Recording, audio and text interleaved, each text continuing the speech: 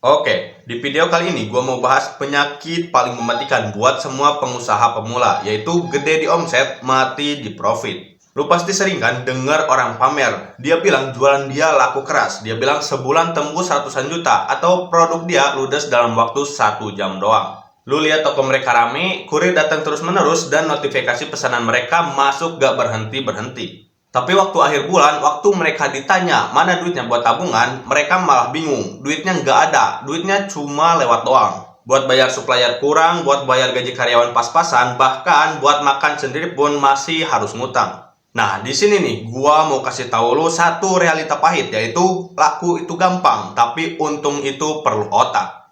Kalau lu cuma pengen laku, lu jual iPhone 15 harga 1 juta doang, pasti ludes dalam 1 detik. Tapi apakah itu untung? Enggak kan? Lu rugi bandar. Kebanyakan orang bisnis itu kayak gitu. Mereka terlalu fokus sama ramenya, mereka terlalu fokus sama validasi dari orang luar kalau bisnis mereka sukses. Tapi mereka buta sama angka-angka di belakangnya.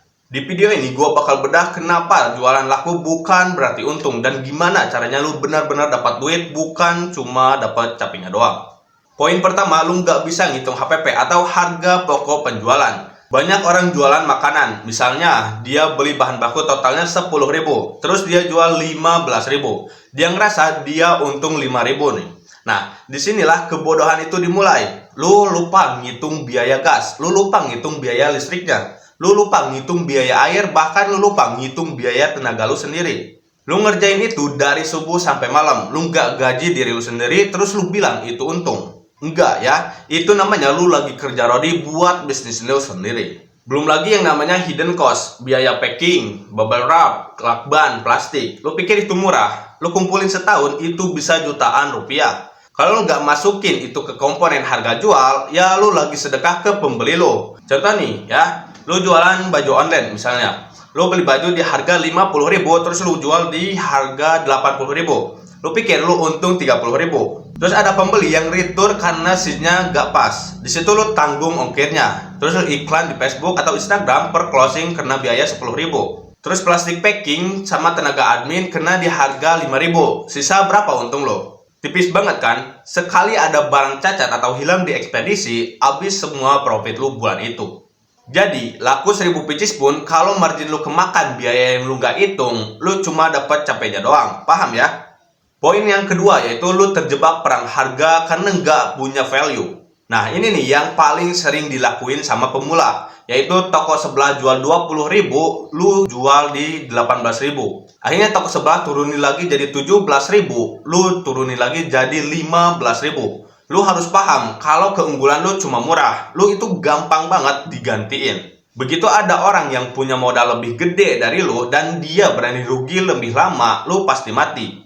Bisnis itu bukan tentang siapa yang paling murah, tapi siapa yang paling bisa kasih nilai lebih ke customer. Kan lucu ya, lu sibuk banget banting harga sampai profit lu sisa 1.000 perak. Terus lu bangga karena laku banyak. Lu tahu gak, kerja keras lu buat bungkus 1.000 paket dengan profit 1.000 perak itu hasilnya cuma 1 juta. Mending lu jual 100 paket tapi profit lu 20.000 per paket. Hasil lu 2 juta dan capek lu lebih sedikit. Gua kasih contoh brand gede. Kenapa Starbucks bisa jual kopi harga 60.000 padahal modal kopinya mungkin nggak sampai 5.000? Karena mereka nggak jual kopi doang. Mereka jual tempat, jualan gengsi, dan jualan kenyamanan.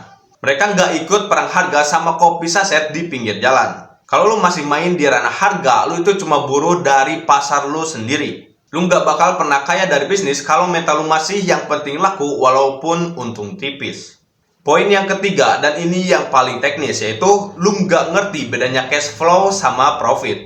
Ini sering kejadian di bisnis yang sistemnya tempo atau piutang.